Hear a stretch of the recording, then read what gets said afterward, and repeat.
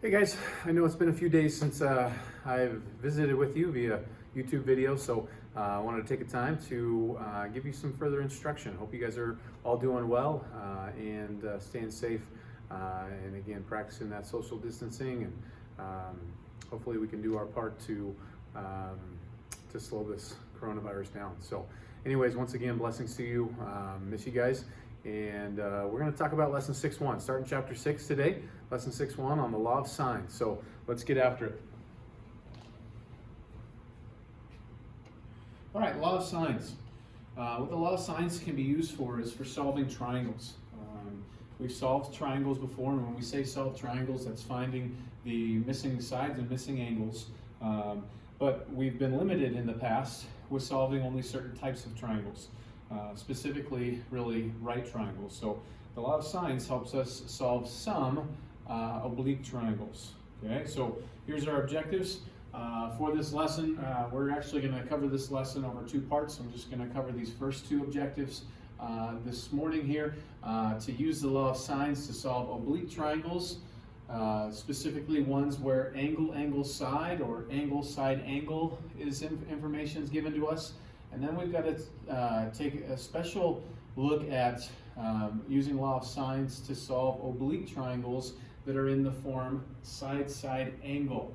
Okay, this is something that we're going to call the ambiguous case, and we'll take a look at that here in a moment. We'll get to the other two objectives in the second half of this lesson. Okay, so it just starts by giving us a little bit of a background here. In this section, we're going to solve oblique triangles. So what in the world are oblique triangles? Well, just that word oblique really means not right. So we're not going to be solving right triangles today. We're going to be solving oblique triangles.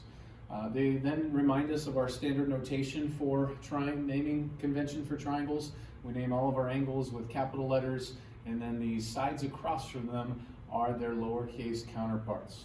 Okay, so it says, this is kind of an important overarching sentence here at the bottom, to solve an oblique triangle, we need to know the measure of at least one side and any two other measures of the triangle.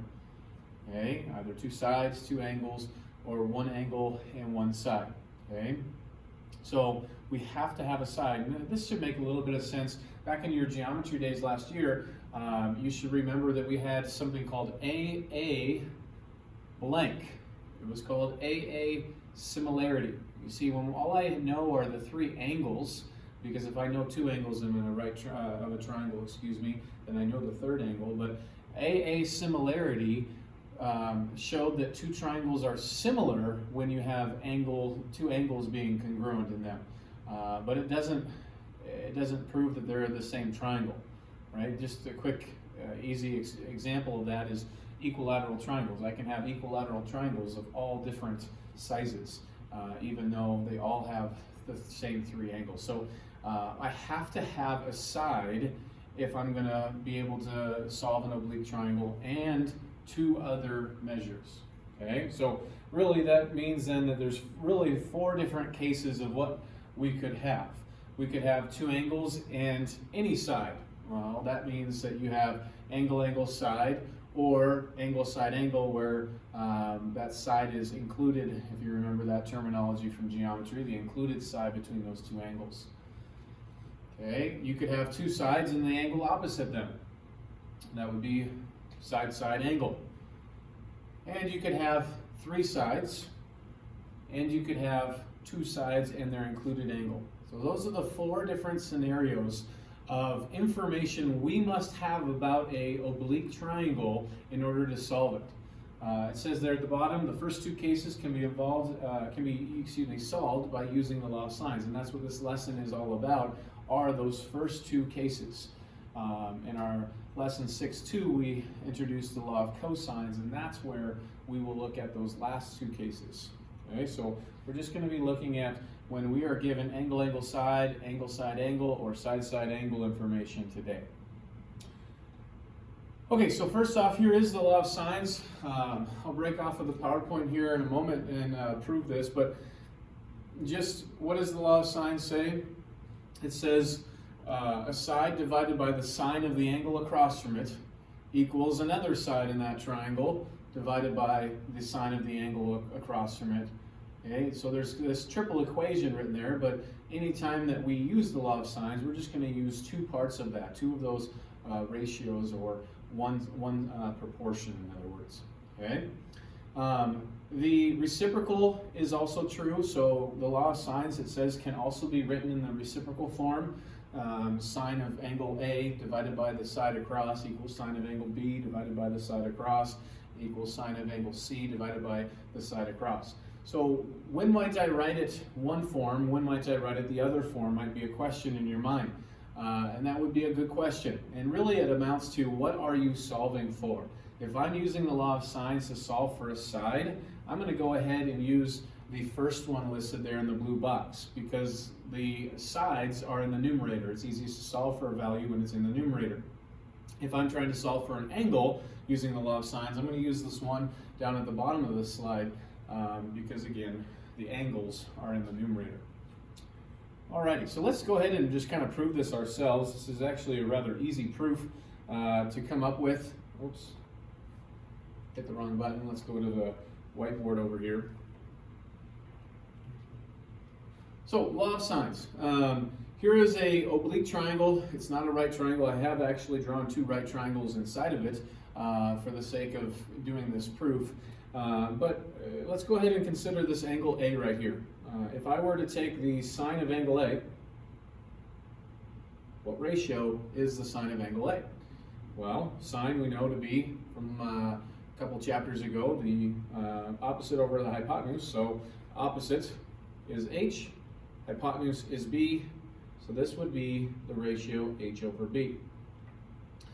Likewise, let's consider angle B. Sine of angle B equals its opposite, H, over its hypotenuse, A. Well, both of these two equations have H involved, and that's the only thing that is in common to both of these equations. So if I want to see how these two equations relate to one another, let's solve each of them for H. So here you would get that B times sine A equals H, and over here you'd get A times sine B equals that same H. Okay? So if I just ignore that H is here, the transitive property, if B sine A equals H and A sine B equals H, then these two things have to be equal, right? So I can basically ignore that H is there in the middle, and I got this one giant big equal sign right here. And if I were to divide both sides by, I'm going to choose to divide them by the product AB. What do you do to one side, you do to the other.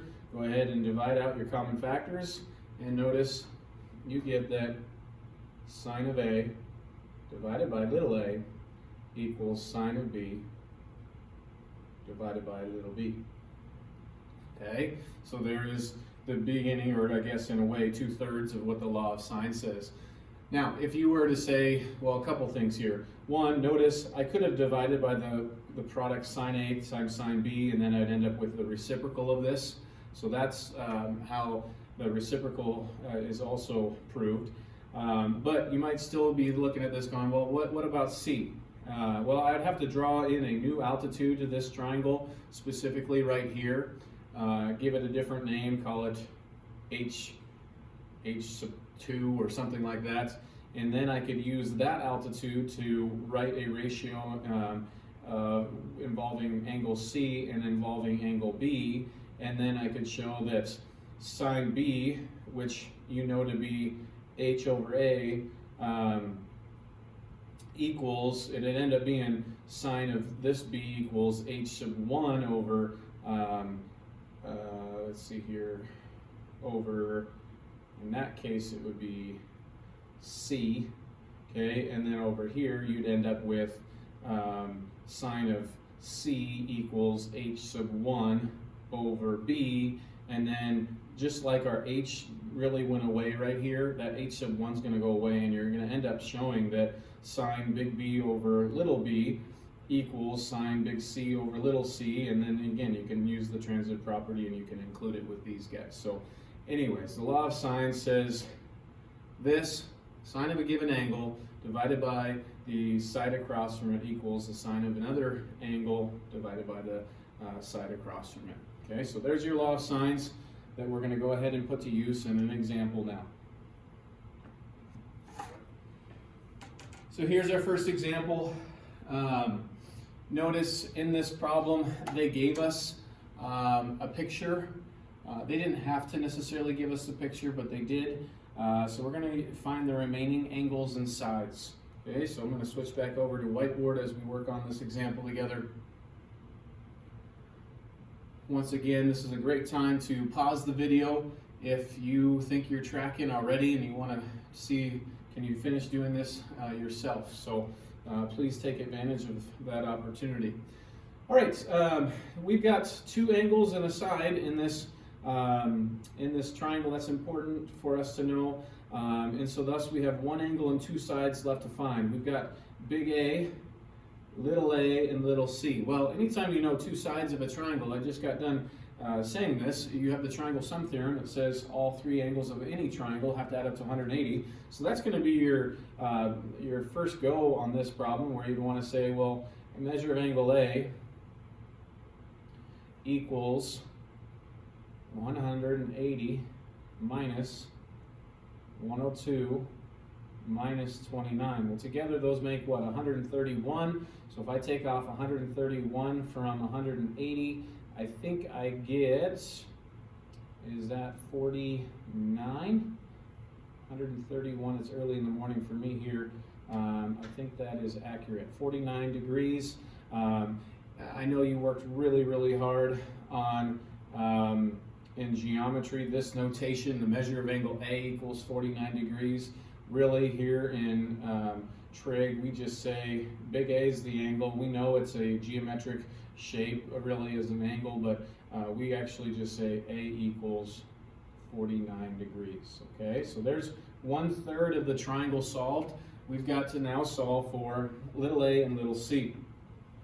Okay, so in order to solve for little a and little c, we need to be able to set up with the law of sines a proportion where you know an angle and a side across. So this is the only complete ratio of the law of sines that we know. We know this angle and its side across. This angle, I don't know the side across. This angle, which I just found, I don't know the side across. So I have to use this angle and that side across in order to set up this problem for the law of sines. So I need to solve for a side, so let's go ahead and start with the sides on top. So I know 28 feet divided by the sine of 29 degrees. There's the law of sines start, right? B, little b, divided by sine of big B equals, and now we make a choice. Which one do we want to solve for? Let's go alphabetical. Let's solve for A. So I'm going to say little a over the sine of big A. Well, we just found sine of big A to be 49 degrees. Okay? So you learned how to solve proportions in elementary school, I think, middle school maybe. You cross multiply, the product of the means equal the product of the extremes. There's all kinds of different ways of teaching that. Really, I like to just say as a shortcut, if I'm going to do the product of the means, these would be the means, by the way, that would be A times sine 29 degrees equals the product of the extremes. Here's the extremes, so you'd say 28 sine 49 degrees. Well, if I did that, I'd end up having to divide by sine of 29. So the short way of doing this is it always will equal the product of the complete diagonal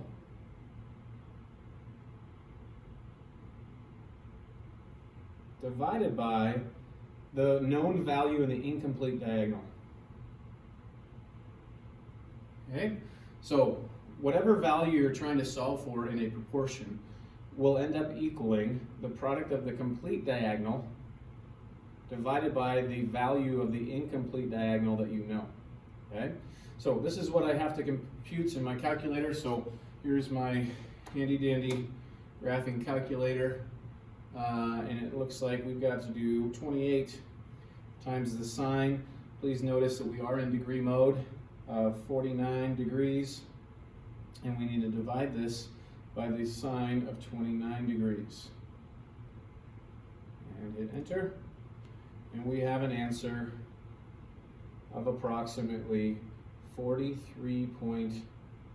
I'm going to go to 2 decimal places. That's pretty common on a lot of the problems. If it doesn't say I'm okay with 2 decimal places, 43.59. Now, not degrees.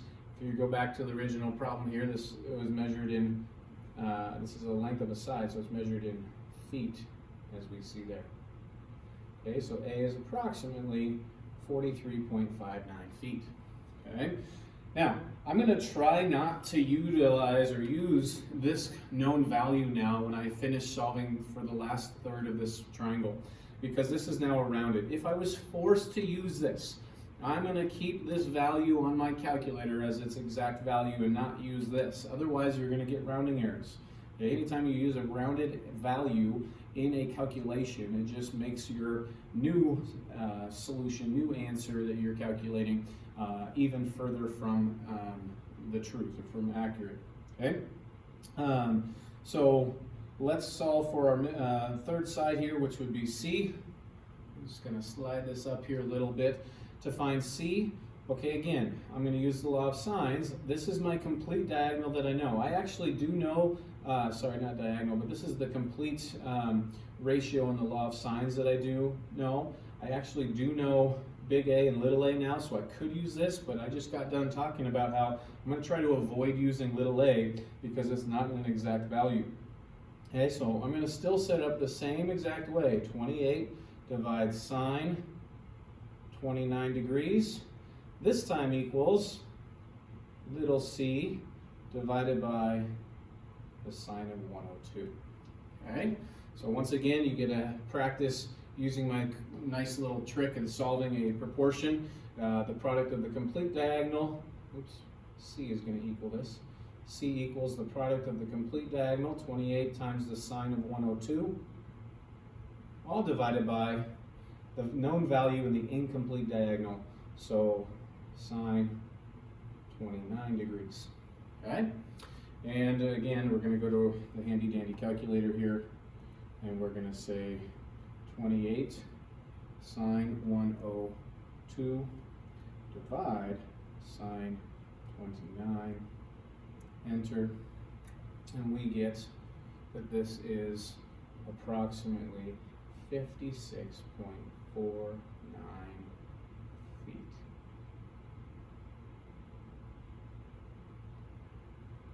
Okay. So when you're doing your homework, please try to make it very clear by boxing your answers or something, because our work can get a little ugly and a little messy, and so this just helps it stand out on the page. These are the values that we needed to solve for. Okay. It doesn't ever hurt here at the end to just use your, I think the inequalities that you would have talked about in triangles.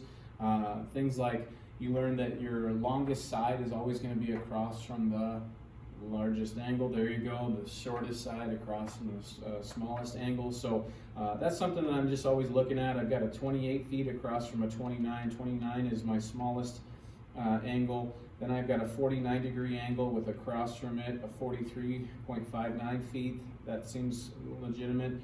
And then my biggest angle has the biggest side across from it. So I'm feeling pretty comfortable and confident that we solved this correctly. Okay? So that's how you utilize the law of sines.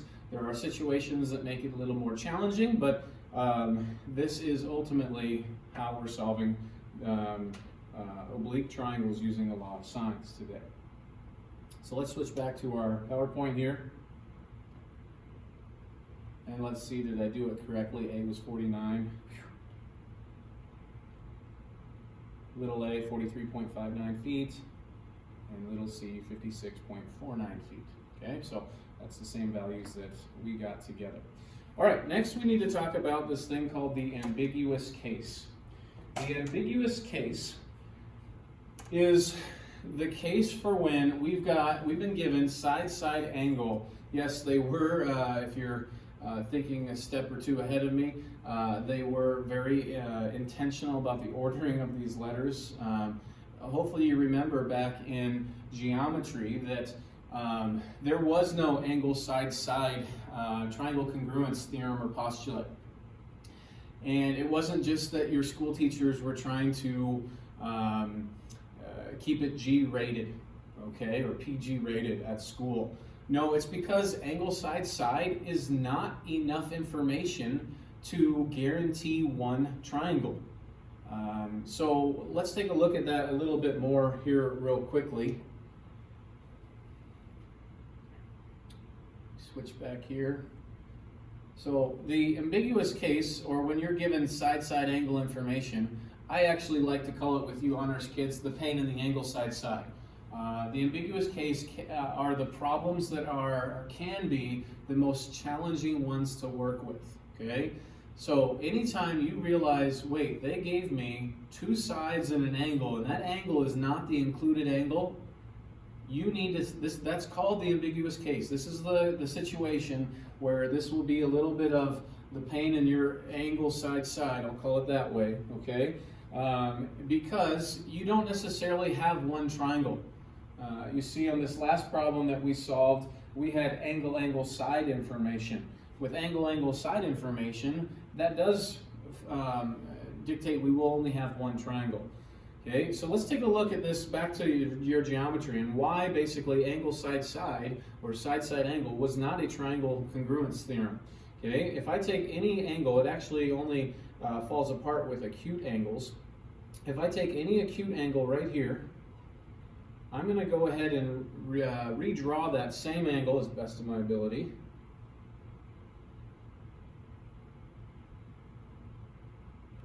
Decent.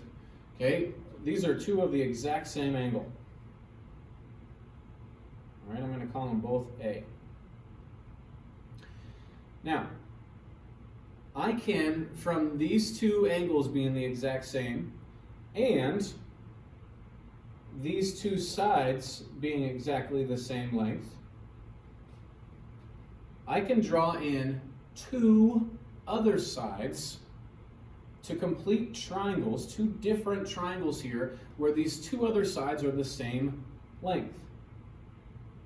I can draw in that segment right there, and this segment right here, where ultimately I have angle side-side information,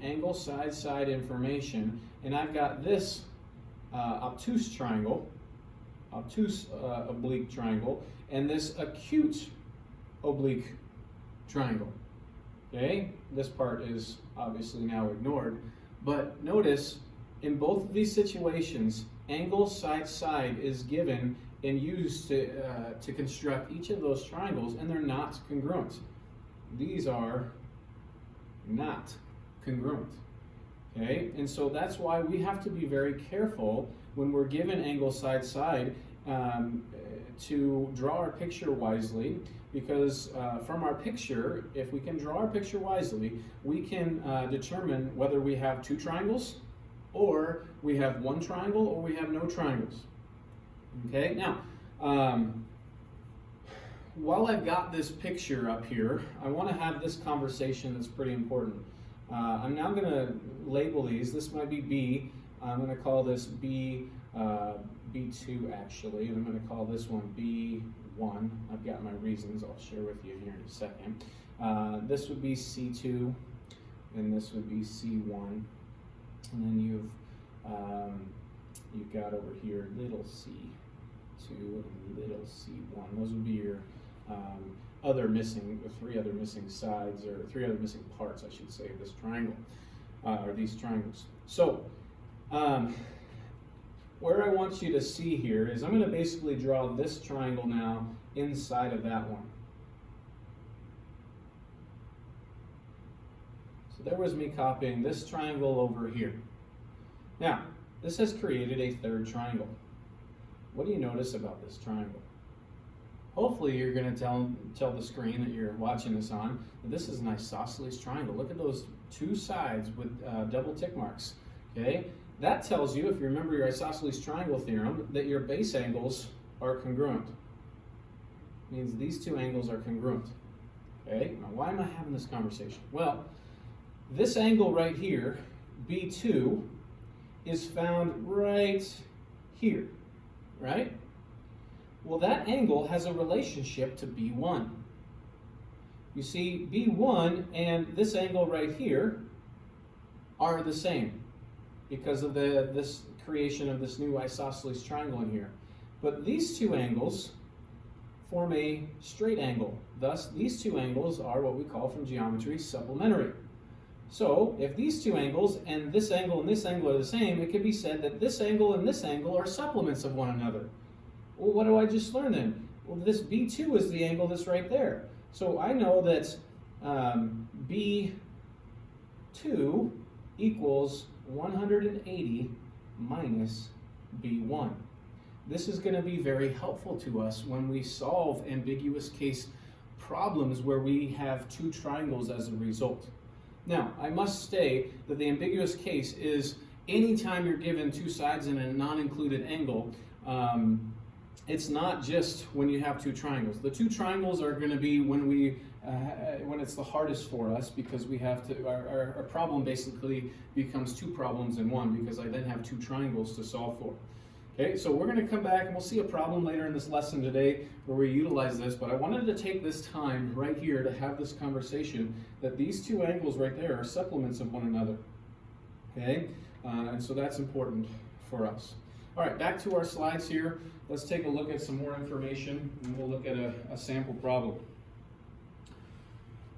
Okay, so the ambiguous case. Why it's called the ambiguous case, again, is when you're given two sides and a non-included angle, it's ambiguous because it's possible for three different outcomes to occur. One, you could have no triangle exist.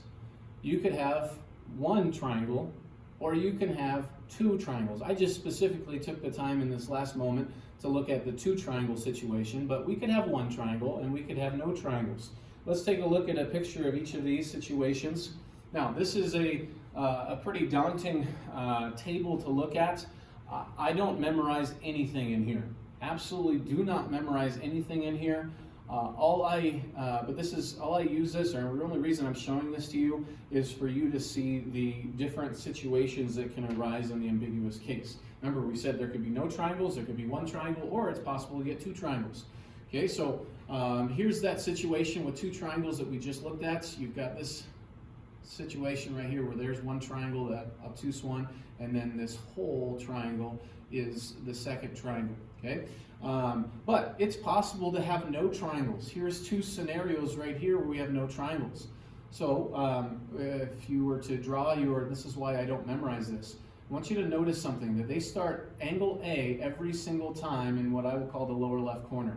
They use the given angle to build their triangle. If you take that route every time on these problems where you have the ambiguous case, you're going to be fine and you won't have to memorize this. So if you have an angle and two sides, and this side across is shorter than the altitude, shorter than the shortest distance humanly possible from this endpoint of that side down to this, what would be a third side. Okay, if this side across is shorter than that, then it's just dangling there, kind of crying, going, wah, I don't have a place to land to build a triangle.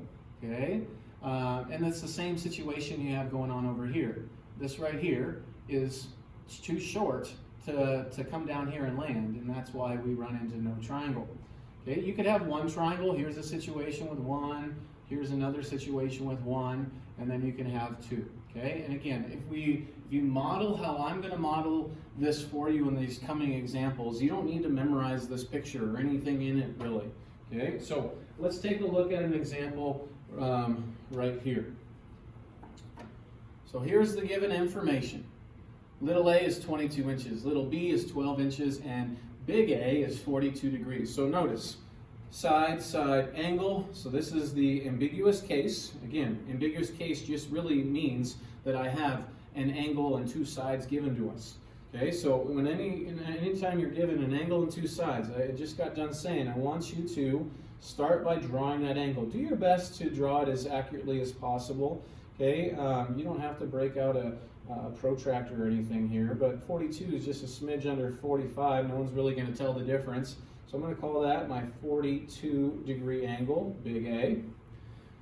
Okay, now, this side next to it, it has to be this 12, because little a, remember in our naming convention, has to be the side that's across from this angle.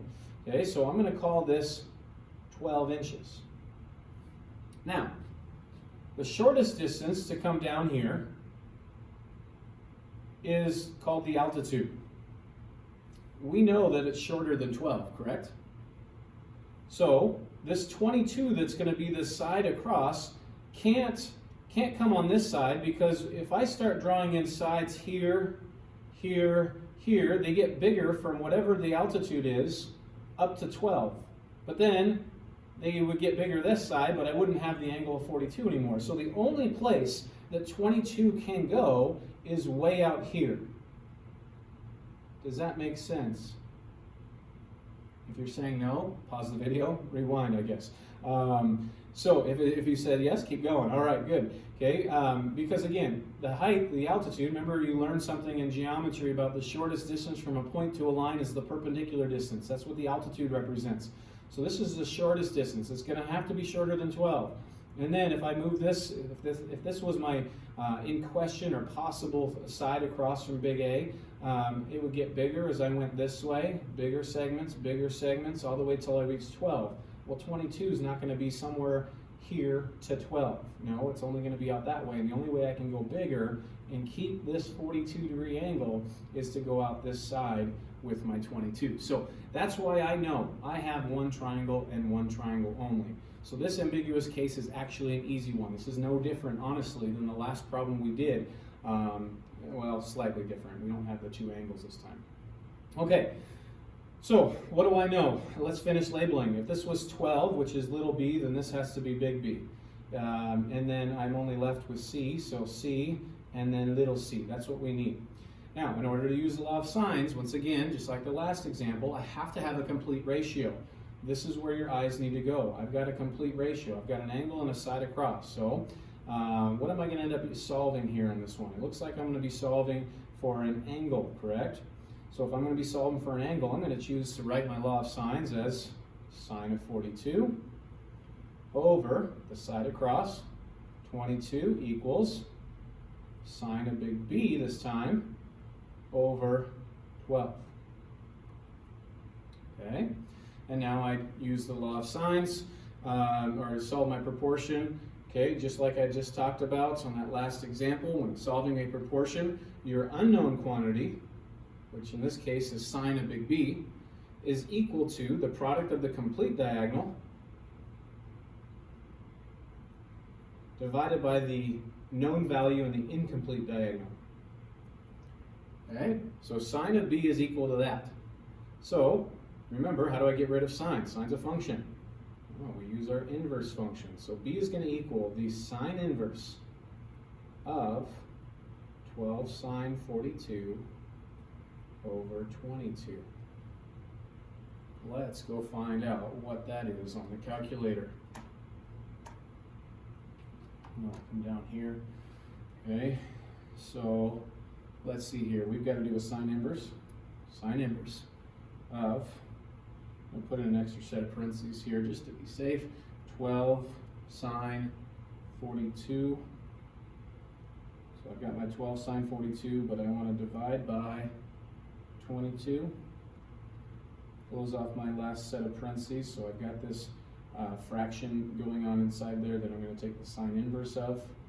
Okay, enter, and we get an angle of 21.41, let's say, 21.41 degrees.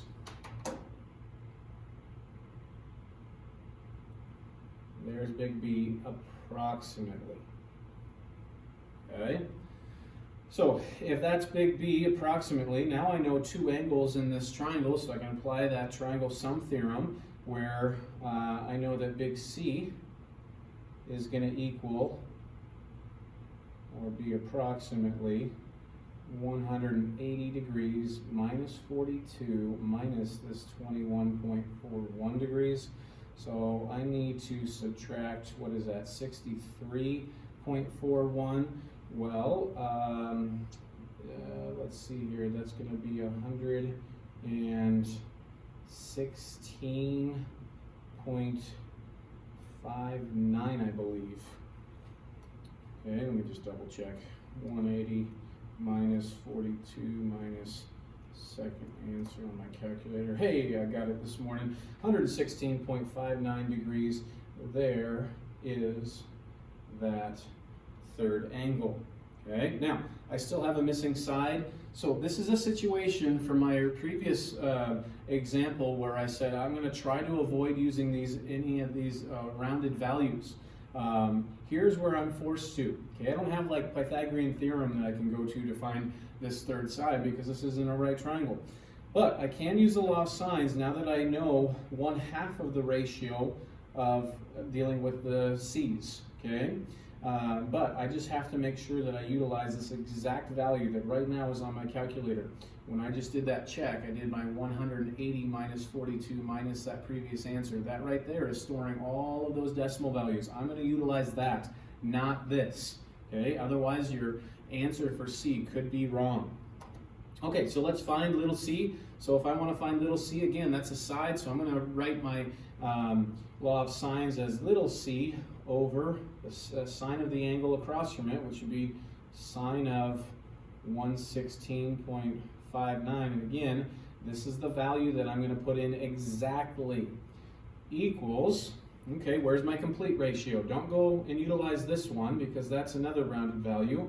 So I'm going to say 22 over the sine of 42 degrees. Okay, and once again, solve that proportion. So the unknown c equals the product of the complete diagonal, 22 sine 116.59 degrees, all over the known value of the incomplete diagonal, sine of 42 degrees. Okay, so then I'm going to plug this into my calculator, and if you watch, here's how I'll do that. I need to do 22 sine of that angle. Well, that's second answer right down here. Second negative. It says A and S above it. Okay, 22 times the sine of that, all divided by the sine of 42. And we get 29.40. 29.40.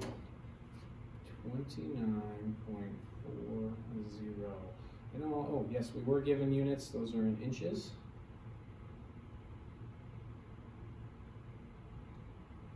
Okay, and once again, I boxed all my answers to make it jump off the page, easy to see. Big C, angle C, is 116.59 degrees approximately. Big B is 21.41 degrees approximately, and little c is 29.40 inches approximately. Okay, and again, if I were to check the triangle inequality up here, it does show that your biggest side is across from your biggest angle, and vice versa for your smallest side and smallest angle. Okay, so that's how you do that problem. Let's take a look at another one. Okay, so this is the situation, the problem we just did. Let's see that they get the same answer as we did. Big B is 21.41, it was. Big C, 116.59. And little c, 29.40 inches. Good, we're tracking here today. Okay. All right, oops. I wanted to do another example. I must not have hit save when I changed this PowerPoint slightly. So let's take a look at this example. I'm going to switch on over and take a look at this scenario. And this problem will be the one that will take us the most amount of time. Okay, so notice what kind of information we're given. An angle and two sides. An angle and two sides. This is the pane in the angle side. This is the ambiguous case. Okay, so again, ambiguous case just means there's no triangles, one triangle, or possibly even two triangles. Okay, so let's take a look at how I would tackle this one. This is going to end up being slightly different, so make sure that you pay attention on this example. Okay, I'm going to try again. As I said on the last one, I'm going to try my best to draw as accurately as possible this 20.5 degree angle. Okay, so here is a 20.5 degree angle, let's say. There's a 20.5. Okay, and then I can't put 12 right here. This would have to be 31. Okay, so this is going to be my 31. Now, because this is 31, and this third side, or this side across from angle A, little a, is 12. 12's smaller than that. It's possible that 12's too small, and it's just dangling here going, I have no place to finish to make a triangle. It's possible that 12 is bigger than this distance. If it's bigger than this distance, then 12 can go here, because this side, as I draw in sides going this way, they get bigger all the way till reaching just about 31 right here. So what this necessitates in this situation, ultimately because this is smaller than that, I need to figure out what h is. What is the smallest humanly possible for this little a to be? So let's solve for it. This is just basic trigonometry, that if I did the sine of 20.5 degrees, this will equal h over 31. So h is just 31 times the sine of 20.5. So let's go to our calculator and let's see what is 31 times the sine of 20.5. 31 sine 20.5, I get 10.86 approximately. Approximately 10.86.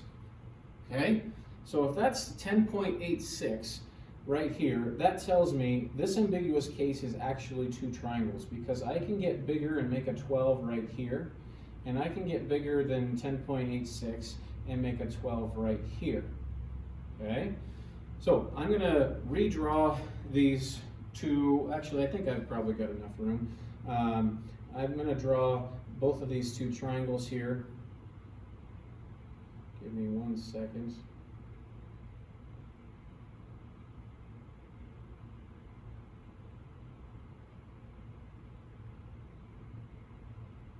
So here's our 20.5 for big A, 31. And now I know that to be 12, and this across from 31 needs to be big B. We call it B2, and up here call it C2. I always put the 2 subscript on the obtuse angle right here, but we also have this scenario, the second triangle, again 20.5 right here, 31. And this time we're coming this way with a 12. So this is going to be my B1, C1, this is little c1, and little c2 over here. Okay, so I highly, highly recommend that you take the time to draw both of those triangles. Okay, and now that we know that there's two triangles, this is no different than the last example we did, or really even the very first example, well yeah, the last example we did, with the main exception being we have two problems to do. I have a total of 6 unknowns to solve for. 3 unknowns in this triangle and 3 unknowns in that triangle. Okay, we are pretty much forced to do one thing first in all of these, and that's to find this angle right here.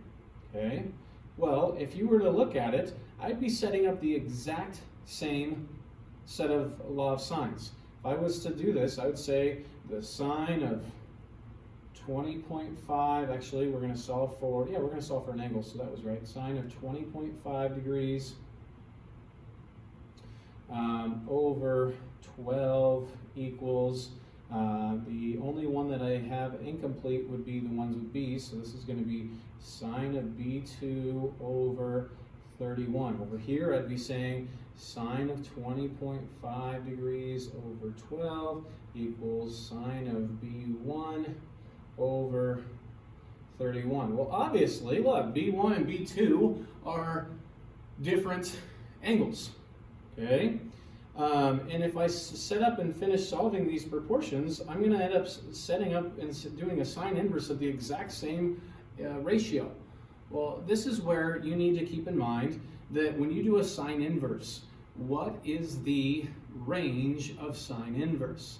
Sine inverse has a special range of negative pi over 2 or negative 90 degrees to pi over 2 or 90 degrees inclusive.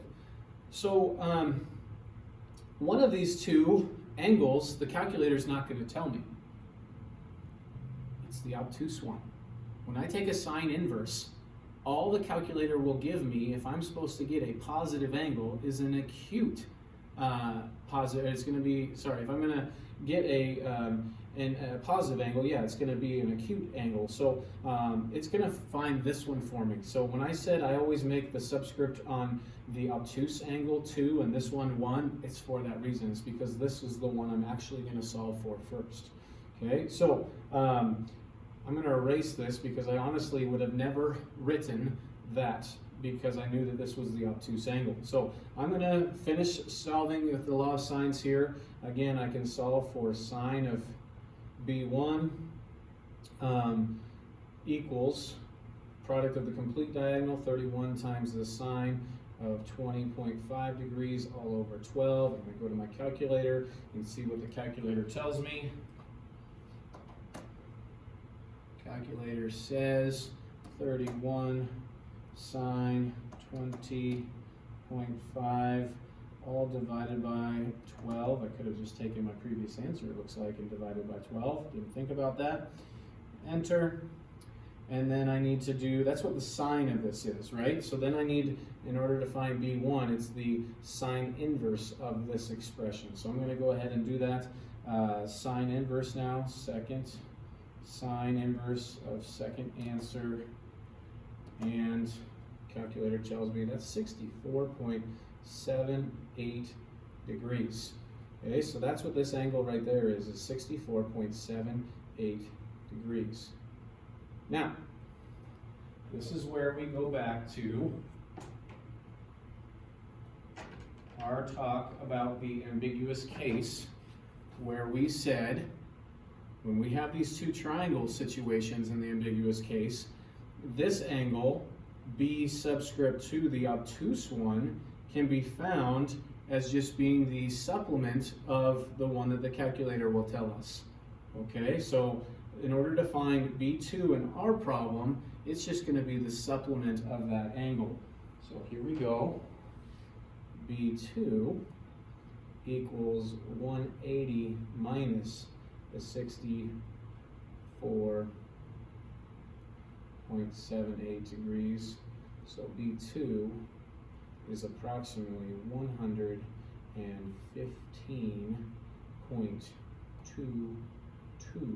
degrees. Okay? It's approximately 115.22 degrees. So I'm going to go ahead and, even though I'm pretty confident I did that subtraction correctly, watch, I'll be wrong, but 180 minus the second answer, 115.22 degrees. I've got that now on my calculator so that when I need to utilize this, I can go grab this exact value. Because again, we are not going to round until our final answers.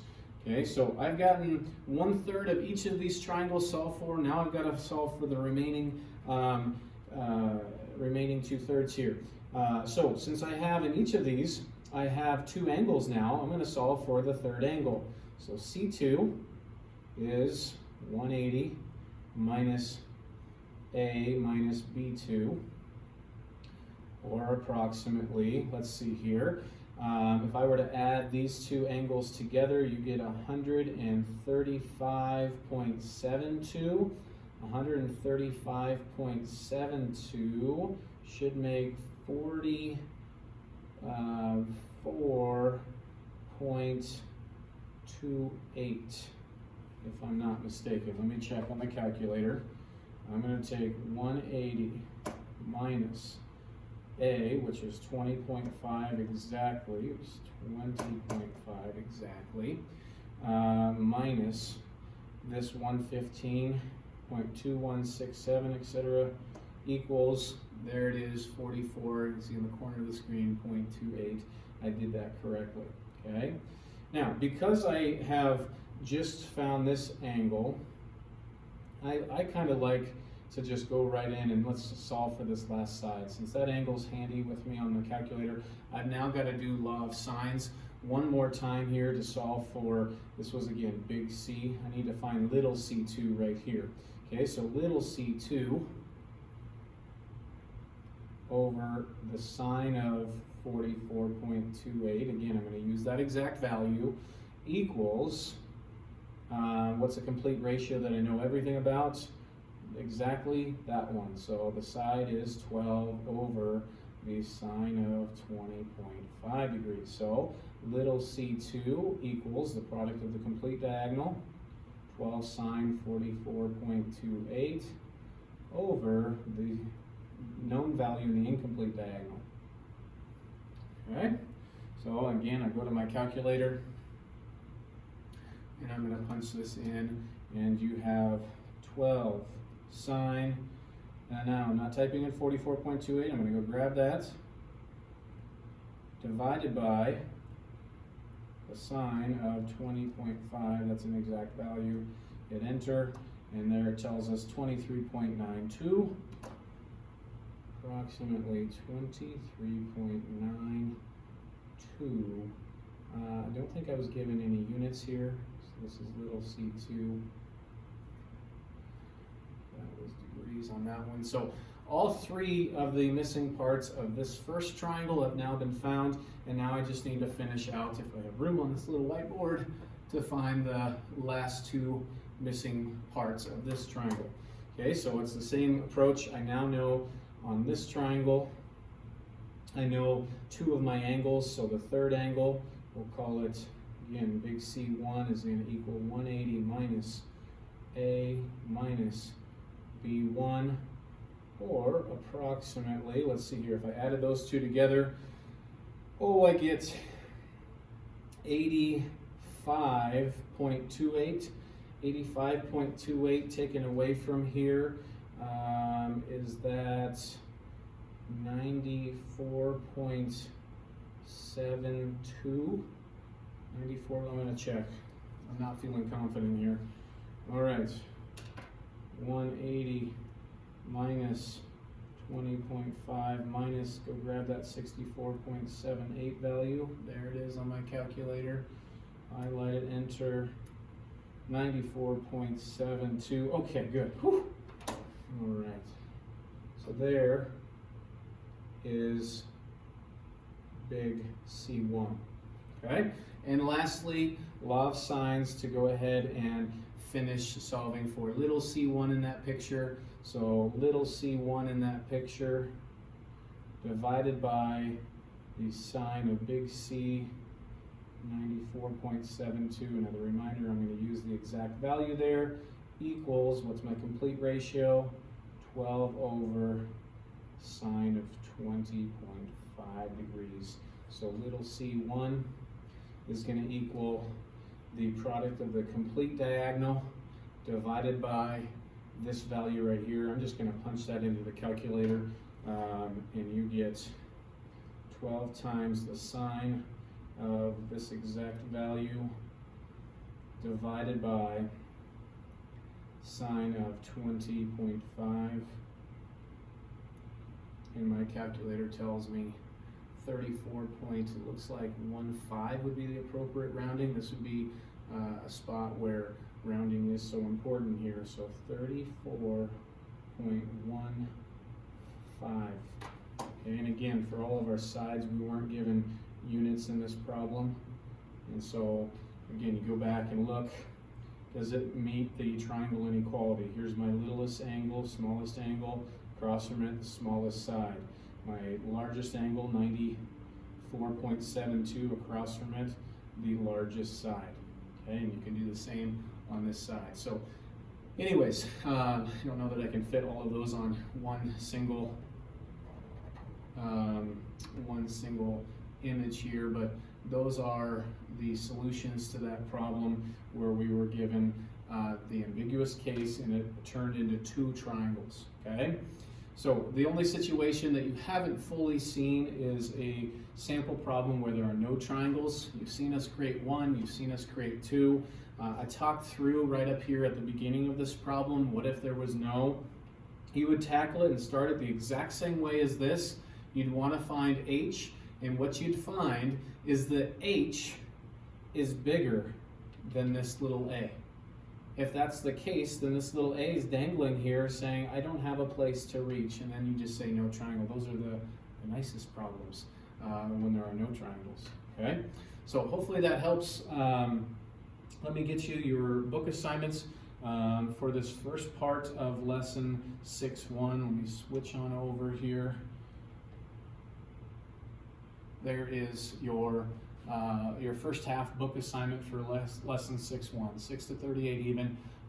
We'll add to this in our second half video that I'll post tomorrow, and then this will all be due coming up on Thursday to submit to me. So anyways, hopefully this was helpful. Have fun. Hopefully it doesn't become too much of a pain in the angle side for you. Stay safe. Keep practicing that social distancing, loving your family, and spending quality time with those that you love and care most, hopefully those in your family. So take care, and we'll see you next time.